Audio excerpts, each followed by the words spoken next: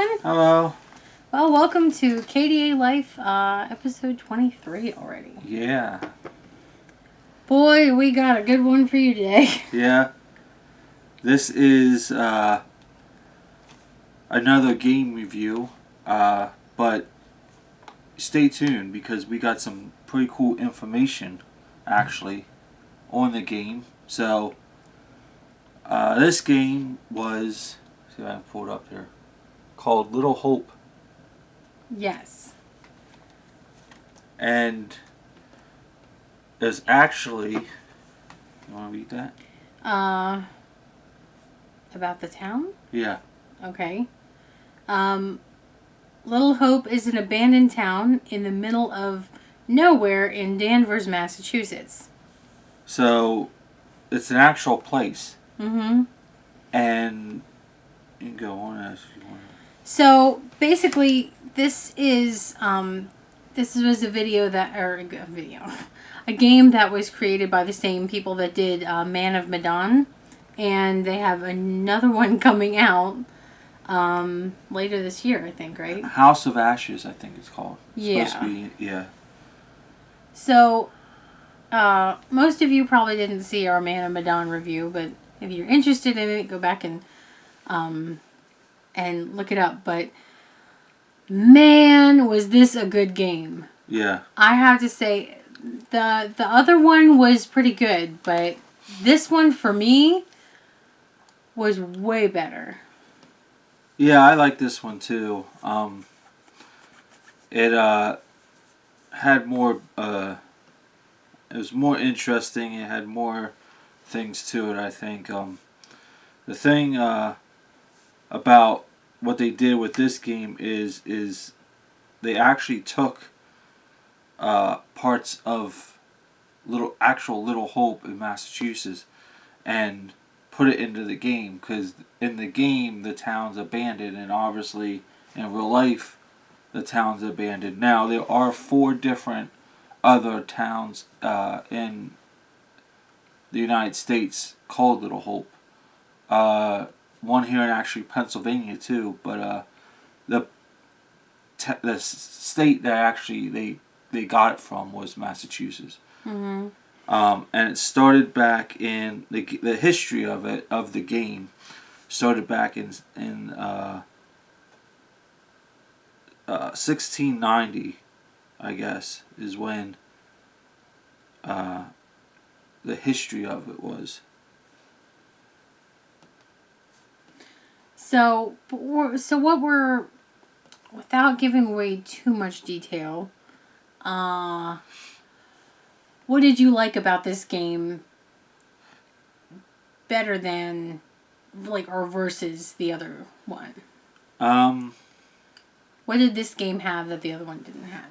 A lot of jump scares. Yeah. I think I actually screamed out loud. I don't know how many times. I got to a point where I had to just stick my hand over my mouth because I one time I screamed really loud and I made you jump, right? Yeah. Yeah. I think also there's a surprise ending. Yeah. Then the first one didn't have a surprise ending. And you'll never figure it out. No matter. Actually, I think I remember correctly, the first one kind of ended dumb. Yeah, the first one was. Well, the thing is that the first one ended. It was true, like butterfly effect style, where the ending was a result of a couple choices that we had made in the game. Yeah. This one, I think the outcome is pretty much going to be the same. The only thing that would change is, like, who survives, I think. I think the surprise outcome, the surprise of it all, is going to be the same no matter how you play it, but I think how many people make it to the end is what would change based on your choices and stuff. Yeah. That's what I think. But I definitely want to play it again. It was, because we have a couple videos that we've played a couple times. We just really enjoy. But this is definitely one that I definitely want to play again in the future. Yeah, and I tried to get some information on Little Hope, the actual town of Little Hope, but all I could come up with is, all I could find basically is that it's just abandoned. I just wanted to see if there was any similarity from the game to what actually happened in the real Little Hope. Because I don't know how Little Hope got abandoned in real life. In the game, uh, places started closing down and it ended up being a ghost town. So, how if that reflected to real life, I don't know. But I think it's cool how they'll put in real places in games, Mm-hmm. and they'll put in real actors and actresses in games. Yeah. So there was a real one familiar actor Yes. in this game. I would probably call him the main character. He was the main character. He was the boy who got bit by the tarantula in We're the Millers, but older and more grown up. Yeah. And I recognized him right away, and it's just amazing how well graphics are these days, because it you could hardly tell that you were playing a game. It really, really, like, that's one of the things that I really like about these games is that it's so realistic. And we even watched like a behind the scenes kind of thing. Yeah. And to see how they did it, how they got it so realistic, and like all the work that goes into it is just really, really cool. I think at the end, we're just kind of like looking at each other for a few minutes, like what just happened. Yeah, I was totally not even prepared, and like I said, you will never ever figure it out on your own. I don't think there's anything. Now, we didn't like hardcore look at every single clue, because we were supposed to pick up a weapon, and that never happened, and all that kind of stuff. So there's definitely look for all the shiny little objects if you are gonna play. But oh man, we got this game done in 2 nights. They're short games, so I think the first one was we got that done in a few nights too. I think that one was about 3 nights is what it took, but this one we got done in 2 nights. But we did play about 3 hours each night. So you're talking about a 6-hour game. Yeah, that was about the first one. And roughly, if you take your time and look at every single clue, it'll make it last a little longer anyway. But it was just I'm still shocked by the ending. But if you're into like, scary movies, or if you're into jump scares, or if you are into, these type of games where you have to make a choice but it affects something else in the game, this is definitely the game for you. And it was just so good. And if you're not a gamer, you can always watch the game on YouTube. Mm-hmm.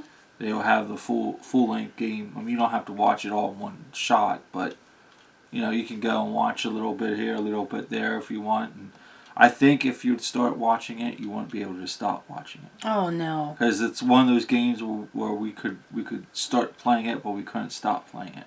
Yeah. Because it was just there's something happens in every scene, and it ends with like the biggest surprise of them all. Like, you're not. Just when you think because I thought I had it figured out throughout the majority of the game, and like, I'm not ashamed or afraid to admit that I was really wrong. But it was really good. I would definitely play it again. Definitely recommend it. Yeah. 2 thumbs up. Oh yeah, for sure. And excited to see the third one come out, and we'll definitely do a review on that one too. Yeah. But I think The first one was pretty good. I liked it. It reminded me a lot of Ghost Ship. This one, I mean,